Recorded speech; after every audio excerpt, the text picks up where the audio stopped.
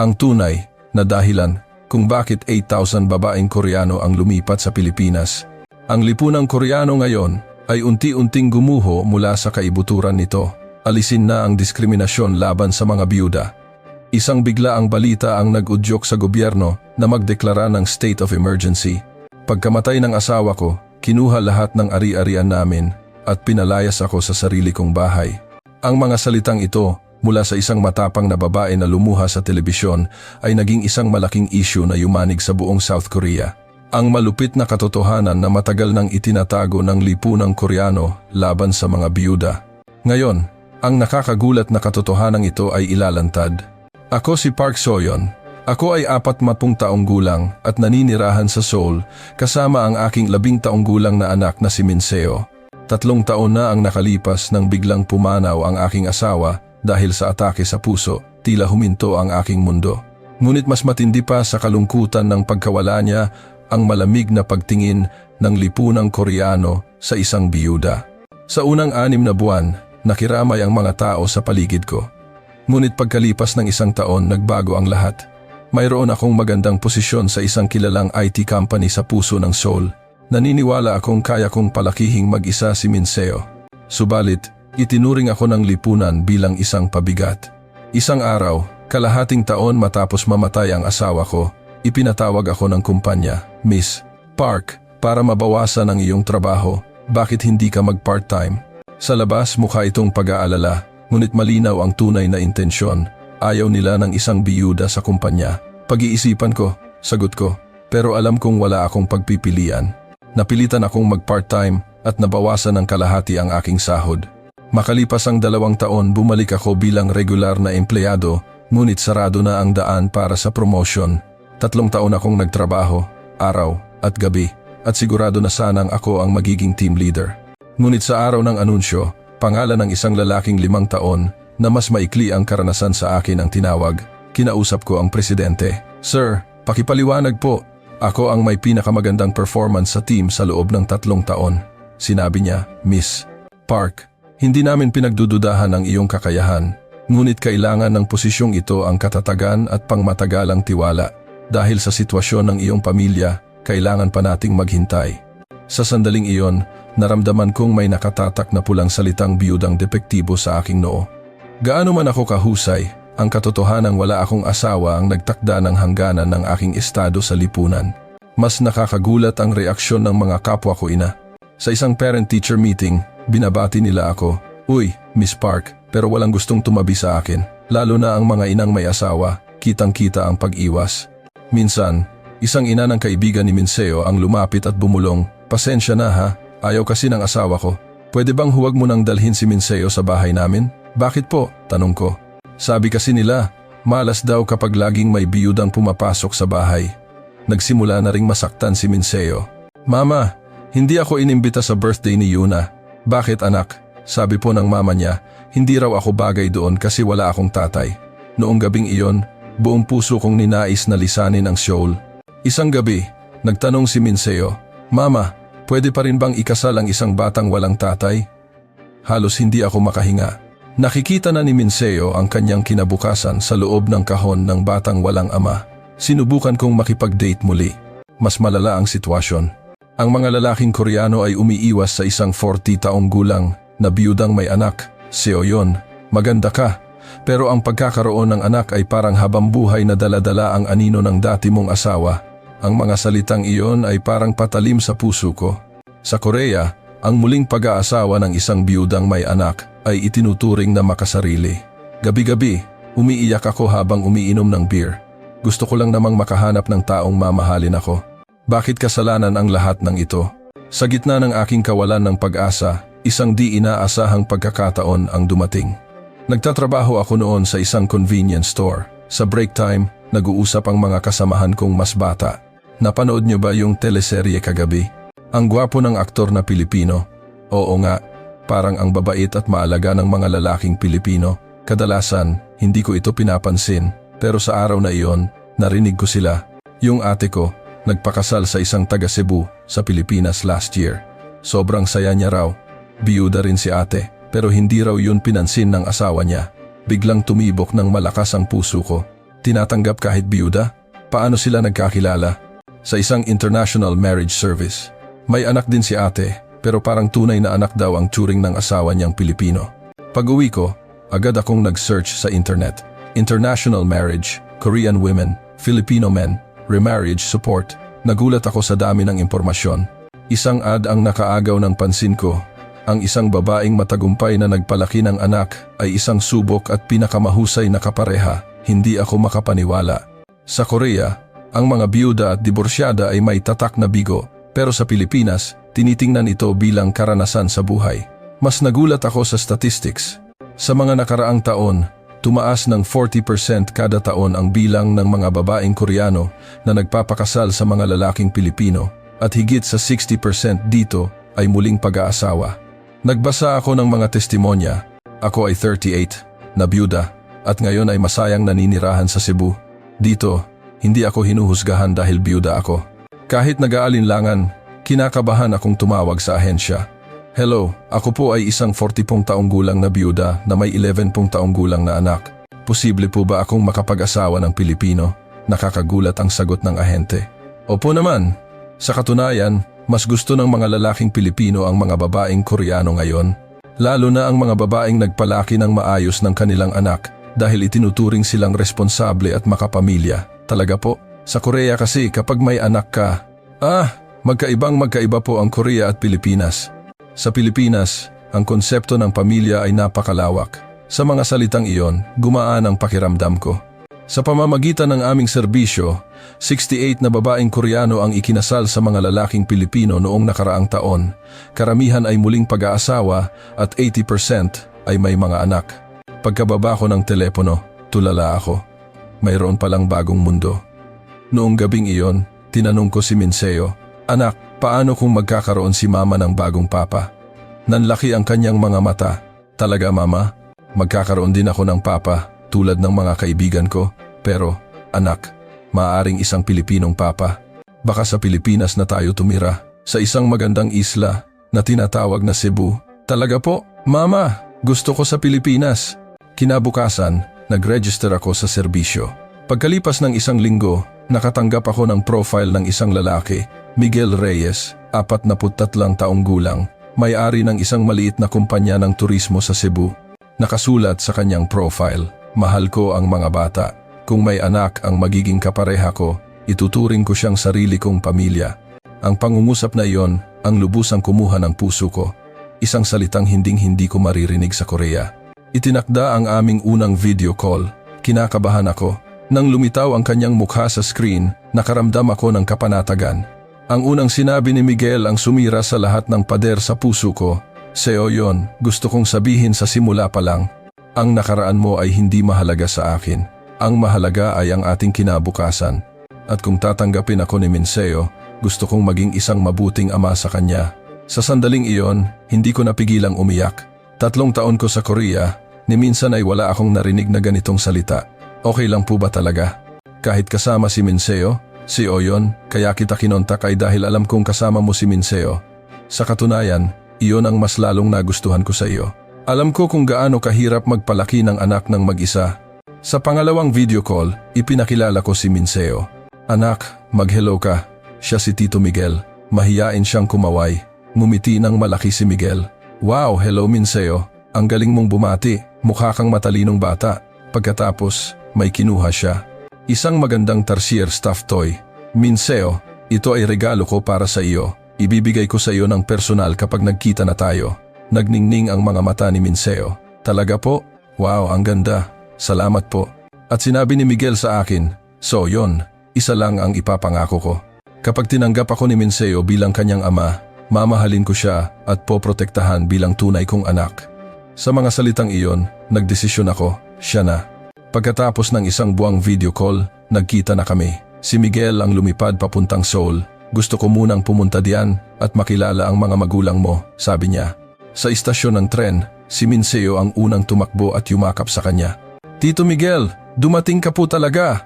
Niyakap siya ni Miguel. "Minseo, nangako si Tito di ba? Na darating ako." Nang makilala niya ang aking mga magulang, magalang siyang nagpakilala. "Itay, inay, Nais ko pong maging bahagi ng pamilya sina Seoyon at Minseo. Ang aking ama na tutol noong una ay lumambot ang puso sa kanyang katapatan. Kung masaya si Soyon, wala kaming tutol. Hinawakan ng aking ina ang kamay ko habang lumuluha. Seoyon, anak, sana maging tunay na masaya ka na ngayon. At nagpasya kaming lumipat sa Pilipinas. Pagdating namin sa Mactangen Cebu International Airport, naghihintay si Miguel na may dalang bulaklak, ngunit hindi siya nag-iisa. May kasama siyang mag-asawang kaedad niya. Seoyon, Minseo, welcome. Sila ang mga magulang ko. Kinabahan ako, ngunit ang kanyang ina ang unang lumapit at mahigpit na hinawakan ang aking kamay. Naku, ikaw pala si Soyon. Salamat at nakarating kayo ng ligtas mula sa Korea. At tumingin siya kay Minseo. At may bago na kaming apo. Sabi niya habang niyayakap si Minseo. Ganoon din ang kanyang ama. Seoyon, pamilya na tayo ngayon kaya huwag kang mahihiya. Apo na rin namin si Minseo. Sa sasakyan, walang tigil sa pagkukuwento ang biyenan ko. Mahilig ka ba sa pagkaing Pilipino? Ipagluluto kita ng masasarap na pagkaing Cebuano. Baka hindi magustuhan ni Minseo. Pagdating namin sa kanilang bahay sa lungsod ng Cebu, muli akong nagulat. May nakasabit na banner sa Korean, Welcome Park Seoyon at Minseo. Sa loob may sariling kwarto para kay Minseo. May mga poster pa ng isang sikat na pop group. Narinig kong gusto ni Minseo ang grupong ito, sabi ni Miguel. Wow, the best! Sigaw ni Minseo habang tumatakbo sa paligid. Sa hapunan, dumating ang kapatid ni Miguel at ang pamilya nito. Ate, nice to meet you. Ang saya ko't may ate na akong Koreana. Sa mesa, may mga pagkaing Cebuano at Koreano. Bienan, ang sarap po nito. Talaga, kumain ka ng marami. Ipagluluto kita palagi. Habang kumakain, lahat sila ay kinakausap si Minseo. Minseo, dito ka na mag-aaral, di ba? Gusto mong mag-aral ng arnis? Masaya siyang sumasagot sa kanyang paunti-unting natututunang Filipino. Nang gabi, sinabi sa akin ni Miguel, Soyon, pasensya na kung medyo maingay ang pamilya ko. Ganyan talaga ang pamilyang Pilipino. Hindi, ang saya nga. Isang init ng pagtanggap na hindi ko naramdaman sa Korea. Kinabukasan, nagsimula ang buhay namin sa Pilipinas. Ang reaksyon ng mga kapitbahay, wow, asawang Koreana, ang ganda naman, at ang cute ni Minseo. Kalaruin niyo ang anak ko ha. Sa Korea, tinitingnan ako ng masama. Dito, ako ay isang bagong kapitbahay mula sa Korea. Mabilis ding nakibagay si Minseo. Ang mga bata, dahil sa kuryosidad, ang unang lumapit sa kanya. Galing ka sa Korea? Wow, pwede kaming makipagkaibigan? Pati sa pag-enroll sa eskwelahan. Ang principal mismo ang sumalubong sa amin. Isang transferee mula Korea. Ikinagagalak naming magkaroon ng bagong kultura sa aming paaralan. Huwag kayong mag-alala kung hindi pa siya sanay sa wika. Nagtutulungan ang mga bata rito. Sa unang araw, kinakabahan si Minseo. Ngunit pagdating ng tanghalian, masaya na siya. Mama, ang bait nilang lahat. Sabay-sabay kaming kumain at inaya nila akong mag-arnis. Sa sandaling iyon, alam kong tama ang desisyon kong pumunta sa Pilipinas. Pagkalipas ng isang buwan, papalapit na ang Pasko. Ito ang pinakamalaking pagtitipon ng pamilya sa Pilipinas. Araw pa lang, abala na ang biyenan ko. Seoyon, maraming kamag-anak ang darating sa Pasko. Kailangan nating magluto ng marami. Tutulong po ako. Sige. Ganyan ang Paskong Pinoy, sama-sama sa paghahanda. Nagluto kami ng lechon, adobo at iba pa. Kahit bago sa akin, tinuruan ako ng biyenan ko. Ang galing naman ng manugang kong Koreana. Sa araw ng Pasko, halos 50 kamag-anak ang dumating. Noong una, hindi ko alam kung sino ang sino. Ngunit sila ang unang lumapit. Ikaw ang bagong miyembro ng pamilya. Welcome, ang cute naman ni Minseo. Makipaglaro ka sa mga pinsan mo. Ang sabi ng isang tiyuhin ni Miguel. Nakahanap din ng mabuting asawa si Miguel. Koreana man o Pilipino, pamilya ay pamilya. Mabilis na nakipagkaibigan si Minseo sa kanyang mga pinsan. Nang magsimba kami para sa Misa de Gallo, tinuruan ako ng biyenan ko. Seoyon, manalangin ka lang. Hindi kailangang maging komplikado. Pagkatapos, sa Noche Buena, lahat ay interesado sa akin. Ano ang pagkakaiba ng pagkaing Koreano at Pilipino? Kumusta ang buhay sa Pilipinas? Nang umuwi na sila, lahat ay nagsabi, Seoyon, pamilya ka na, kaya wag kang mahihiyang tumawag kung may kailangan ka. Sa Korea, iniiwasan ako sa mga pagtitipon ng kamag-anak. Dito, buo ang pagtanggap nila sa akin. Maging sa eskwelahan, naging sikat si Minseo. Isang araw, tumawag ang guro niya. Ma'am, si Minseo po ay napakahusay. Lalo na noong nagbahagi siya tungkol sa kultura ng Korea. Talaga po? Opo. At tinutulungan siya ng mga kaklase niya. Dahil kay Minseo, marami silang natututunan tungkol sa Korea. Sa mga school event, ang mga kapwa magulang ang unang kumakausap sa akin. Kayo po ang mommy ni Minseo, di ba? Ang bait po ng anak nyo. Mahirap po ba ang buhay dito? Sa Korea, iniiwasan ako. Dito, ako lang ay nanay ni Minseo. Isang araw, umuwi si Minseo na may dalang sertipiko, model student. Mama, may award po ako, sabi ni teacher. Mabilis daw akong naka-adjust at mabait sa mga kaibigan ko. Binuhat siya ni Miguel. Ang galing ng anak ko. Proud na proud si Papa sa'yo. Sa sandaling iyon sumigaw si Minseo, Papa. Iyon ang unang beses na tinawag niyang Papa si Miguel. Lumuluha ang mga mata ni Miguel. Oo anak, laging nandito si Papa para sa'yo. Napaiyak din ako. Sa wakas, naging tunay na kaming pamilya. Ngunit hindi lahat ay naging madali. May mga pagkakaiba sa kultura. Ang pinakamalaki ay sa edukasyon. Isang araw, sinabi ni Miguel, Seo yon, hindi ba dapat i-enroll na natin si Minseo sa tutorial center? Di ba sa Korea, lahat ay nag-aaral ng English at math? Agad-agad po? Nag-adjust pa lang siya. Ngunit sa huli, sinubukan namin ang arnis. Noong una, nag-aalangan siya, pero kalaunan ay nagustuhan niya. Mama, ang saya pala ng arnis. Pangalawang hamon ang wika, lalo na ang Cebuano. Sa palengke, hindi ko maintindihan ang sinasabi nila, pero mababait ang mga tindera. Ay dayuhan. Sige, dahan-dahanin ko. Tumatawang nagsalin si Miguel. Kahit mga Pilipino, nahihirapan sa Cebuano. Matututunan mo rin yan. Ang pinakamalaking pagkakaiba ay ang kultura ng bayanihan o pagtutulungan. Noong una, nanibago ako sa mga tanong tulad ng saan kayo pupunta sa weekend, kumusta si Minseo sa eskwela. Pero kalaunan, naintindihan kong ito ang paraan ng pagpapakita ng pagmamalasakit ng mga Pilipino. Isang beses, nagkasakit ako. Halinhina ng mga kapitbahay sa pagdadala ng lugaw. Mahirap magkasakit kapag malayo ka sa pamilya mo. Heto, kumain ka para lumakas ka. Naantig ako sa kanilang kabaitan. Pagkalipas ng isang taon sa Pilipinas, bumisita ang isang kaibigan ko mula sa Korea. Nagulat siya. Seo yon, ang laki ng pinagbago mo, ang saya ng mukha mo. Talaga? Sa Korea kasi, lagi kang malungkot. Inimbita ko siya sa bahay. Ang biyenan ko, naghanda ng espesyal na pagkaing Cebuano para sa kanya. Ang bait naman ng biyenan mong Pilipina. Ang swerte mo sa pamilya mo, isang kaibigan ko ang bumulong, Seo yon. Gusto ko na ring subukan. Sa Korea, wala na talagang pag-asa. Kalahating taon ang lumipas. Ikinasal siya sa isang lalaking Pilipino. Dumating ang isang malaking pagsubok. Isang malaking kliyente ang biglang kumalas sa kumpanya ni Miguel. Nalugi ito. Umiyak si Miguel sa harap ko. Seo yon, pasensya na. Kung gusto mong bumalik sa Korea, maiintindihan ko. Ano ka ba? Pamilya tayo. Sama-sama nating lalagpasan to. Nagtrabaho ako ng mas mabuti. Tumanggap ng mga translation jobs. Si Minseo, naghanap ng paraan para tumulong.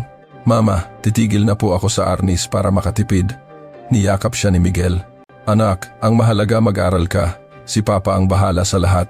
Nagtulungan ang buong pamilya. Ang biyenan ko ay nagtinda ng pagkain. Ang biyenan kong lalaki ay naghanap ng sideline. Tumulong din ang mga kapitbahay. At isang malaking pagkakataon ang dumating. Inalok ako ng full-time na trabaho sa kumpanyang pinapasukan ko, Seo yon. Gusto ka naming maging regular. Ang mga taong nakakakilala sa kwento mo ay gustong makatrabaho ka. Gumaan ang buhay namin. Isang araw, hawak ni Miguel ang kamay ko.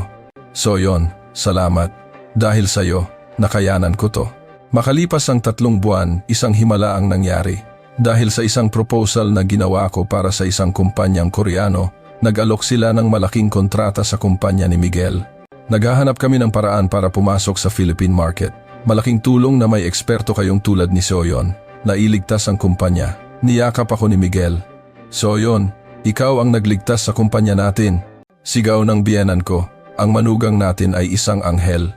Naging matatag ang aming pamilya. Natutunan naming ang tunay na pamilya ay magkakasama hindi lang sa saya, kundi lalo na sa hirap. Naging viral ang kwento ko matapos akong may interview sa isang local TV show. Daan-daang mensahe ang natanggap ko mula sa mga babaeng Koreano. Biyuda rin ako. Salamat sa pagbibigay ng pag-asa. Paano po mag-asawa ng Pilipino? Naging headline din ako sa Korea. Pagdami ng mga biyudang Koreano na lumilipat sa Pilipinas, hindi ako pioneer.